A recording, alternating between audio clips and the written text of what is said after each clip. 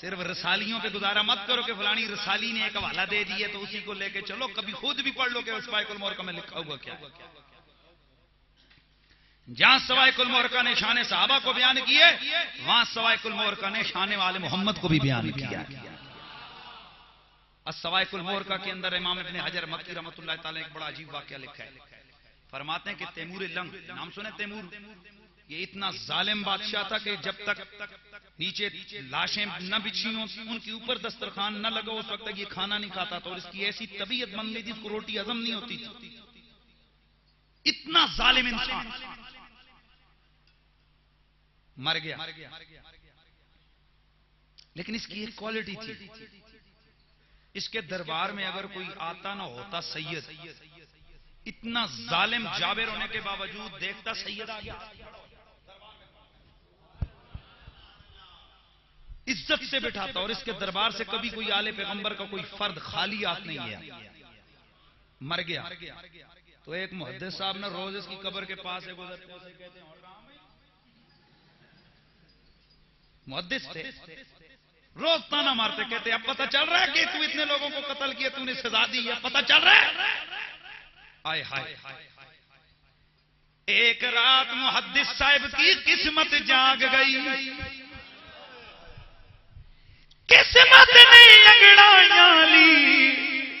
وہ محدث کیا دیکھتا ہے کہ خواب میں مدینے والے آقا کا دربار لگا ہوا نظر آیا ہے. میرے آقا کی زیارت نصیب ہے. آقا حضور کے دربار میں جہاں ابو بکر, عمر, عثمان, علی عظیم المرتبہ شخصیتیں موجود ہیں, وہاں دیکھا ایک کونے میں تیمور بھی بیٹھا ہوا. کون بیٹھا ہوئے؟ جیسے یہ محدث صاحب ادھر گئے نا تو تیمور نے سرکار کی بارگاہ میں آئی سے عرض کی, سرکار روز ماں میری قبرہ تو لنگنے ماں گلاں آسنا. تو جو دین والے ہوتے ہیں ان کی بڑی عجیب عادتیں ہوتی ہیں. وہ جو محدث تھا نا, عرض کی یا نبی اللہ, میں ویسے تو نہیں کہتا, یہ آپ کی امت کا قاتل ہے, ہزاروں لوگوں کو اس نے قتل کیا, اس لیے اس کو کہتا ہوں کہ ظالم آدمی تھا, اس لیے اس کو کہتا ہوں. آئے ہائے, اور حضور یہ آپ کے دربار میں آئے. میرے کریم نبی نے فرمایا, او میری امت کے محدث, او اسے چھوڑ دے, اسے تانے نہ دے, او اس کے گناہ اپنی جگہ درست گئے, لیکن اس کی ایک نیکی ایسی تھی, اللہ کریم نے اس نیکی کے صدقے اس کی خطاؤں کو معاف فرما دیا ہے. عرض کیا یا رسول اللہ, اس کی کون سی نیکی ایسی تھی؟ میرے نبی نے فرمایا, اس کی نیکی یہ تھی, اس کے ظلم اپنی جگہ بجاؤ, لیکن جب کبھی بھی اور میری اولاد کا, زہرا کا بچہ کوئی بھی, اور میری فاطمہ کی اولاد کا کوئی بھی فرد اس کے سامنے جاتا, یہ ادب سے کھڑا ہو جاتا, اس کی عزت کرتا, اسے کبھی خالی نہیں بھیجنے دیا. او محدث, اللہ نے ایک طرف اس کے گناہوں کو دیکھا, دوسری طرف میری آل کے ادب کو دیکھا, میری آل کے ادب کی نیکی اس کے گناہوں کو مٹانے کے لیے کافی ہو گئی.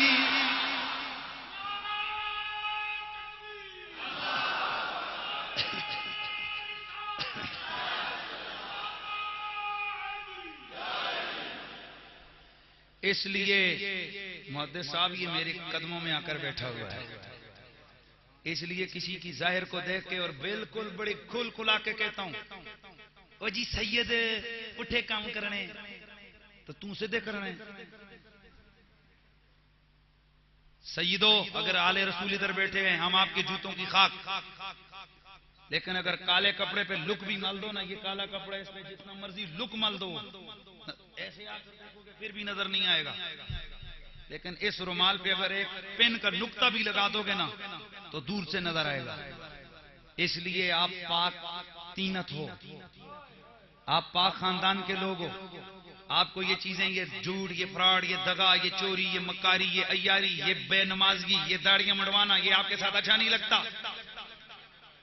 یہ تو جس دن سے آپ لوگوں نے اپنے نانے کا ممبر چھوڑے تب سے ڈاکو آ کر بیٹھ گئے. آج قوم کیوں بگڑ رہی ہے کہ تم نے اپنے نانے کا ممبر چھوڑ دیا ہے. جو لڑو آ کر جب ممبر پہ بیٹھے گا اس کے جو بگڑ رہی وہی کرے گا نا. میرے محمد عربی کے غلاموں، حضرت سیدنا امام باقر علیہ السلام، آپ سے کسی نے پوچھا تھا آپ کے لیے آپ کو کس پہ ناز ہے، کس پہ؟ آپ نے فرمایا اللہ کا شکر ہے کہ اللہ نے ہمارے دشمنوں کو مال دے دیا اور علم ہمارے حوالے کر دیا. اور یہی جملہ حضرت مولا علی نے فرمایا تھا، فرمایا اللہ کا کرم ہے اس مالک کا کہ میرے دشمن کے پاس دولت ہے اور مجھے اللہ نے علم دیا ہے. کہاں گئی وہ علم کی محفلیں، کہاں گئی وہ بزم علم والی جہاں رسول اللہ کے خاندان کے سادات پیر طریقت بن کے بیٹھا کرتے تھے. جب آپ گھر خالی کرو گے تو وہاں پر قبضہ ہی ہوگا نا صاحب. اور پھر جس کا دل کرے گا وہ جو مرضی آئے گا دین میں لچر پچر بھلائے گا. اگر گولڑے کا مہر علی نہ ہوتا تو مرزا کی بولتی کون بند کرتا؟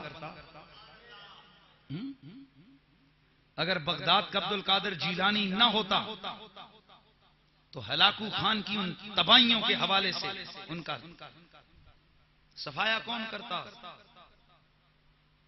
آل پیغمبر سیدو، آپ کے ساتھ نماز چھوڑنا اچھا نہیں لگتا، آپ کے ساتھ دھوکہ دینا کسی کو اچھا نہیں لگتا. تم اگر آل محمد ہو سیدو تو سید کا تم معنی ہی سردار ہے.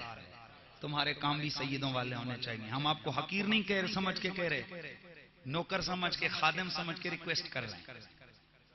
اور رہ گئے جو باقی لوگ نبی پاک ہماری شفاعت. ایک دن ایک لگا ہوا جناب، او جی یہ میں نے کہا پھر تیرا کیا ہوگا؟ او جی نبی پاک شفاعت کریں گے. میں کہ حیرت کی گل ہے، تیری شفاعت کر سن تے سیدنا چھوڑ دے سن.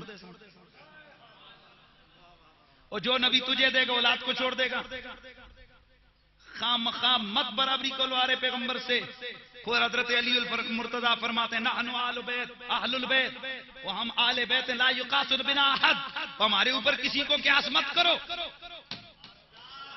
ساڑھے رایا کسی ہے نہ سمجھو. تو آل پیغمبر کے برابر تسی اپنا کام کرو، اسی اپنا رانجا راضی رکھ رہے ہیں. تم تو یہ سمجھ رہے ہو نا مولوی کیا، تمہیں کیا پتا. الحمدللہ میرا وجدان کہتا ہے آل پیغمبر کی محبت کا ایک ایک جملہ فرشتے نور کے قلم سے لکھتے ہیں. اللہ کا کرم ہے. اور میں تو جان بوجھ کے آل رسول کا ذکر کرتا ہوں، دبا دبا کے کرتا ہوں. بھائی جو مرضی کرتے رہو. امام ابو حنیفہ کو کہا گیا یہ شیعہ، امام شافعی کو کہا گیا یہ شیعہ، امام احمد بن حنبل کو کہا گیا یہ شیعہ، اور امام احمد رضا بریلوی کو کہا گیا یہ شیعہ، پیر مہر علی شاہ صاحب پہ فتویٰ لگا یہ شیعہ. تو جو بڑے بڑے تے لگیا تے وہ آنکھنے نال نہیں ہوئے تو میں بھی آنکھنے نال نہیں ہوگا. اس لیے آل رسول کا کیا کرنا ہے؟ بولو اونچا، بولو اونچا، بولو پھر بولو. سید آوے تے اٹھ کے کھلو جاؤ. میں اس حدیث کے، یہ روایت کے ذوف وغیرہ کی، یا اس حدیث میں لفظ بولا، اس روایت کے ذوف یہ اس کی اس علت قلت کی بات نہیں کرتا، بیان کرتا ہوں صوفیاء کے کاندے قاعدے اور قانون کے مطابق. میں نے ایک جگہ پڑھا تھا کہ جس محفل میں آل پیغمبر آئے، جو آدمی ان کی بے ادبی میں بیٹھا رہے، جنہیں کچھ مولویاں ہونا دا علم نہیں اٹھن دینا نہ پارا کر دینا، کونا دا پگڑی انہوں نے نہیں اٹھن دیں دی تے کونا دا علم والے. میں آپ کو گرنٹی سے کہتا ہوں علم کا حسن ادب میں ہے. علم کا حسن، اور بولو ادب کرو، ادب ادب. تو فرمایا کہ جو شخص آل پیغمبر سید آ گیا، آل رسول آ گیا، ان کے ادب میں کھڑا نہ ہو، اللہ تعالیٰ اس کو ایسی بیماری میں مبتلا کرے گا جس کا علاج بھی نہیں ہوگا. اس لیے جان بوجھ کر آل رسول کے آگے بیٹھے نہ رہو. ہاں اگر پتہ نہیں ہے کوئی آ گیا تو الگ بات، لیکن جب پتہ چل گیا یہ رسول کی اولاد ہے، عزت سے کھڑے ہو جاؤ.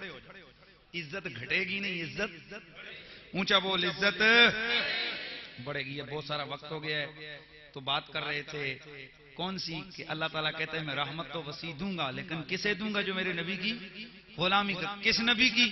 وہ جو حلال کرنے والا اور بولو حرام بھی کی طاقت بھی رکھنے والا، جس کا ذکر تورات اور انجیل میں کیا ہے؟ موجود ہے. اللہ اکبر. اور وہ نبی کون ہے؟ وَيَدَعُ عَنْهُمْ إِسْرَهُمْ وَالْأَغْلَالَ الَّتِي كَانَتْ عَلَيْهِمْ.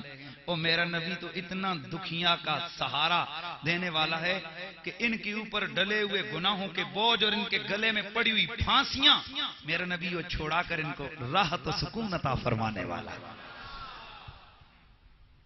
ہمارے نبی نے بکریاں چرائیں، کیا کیا؟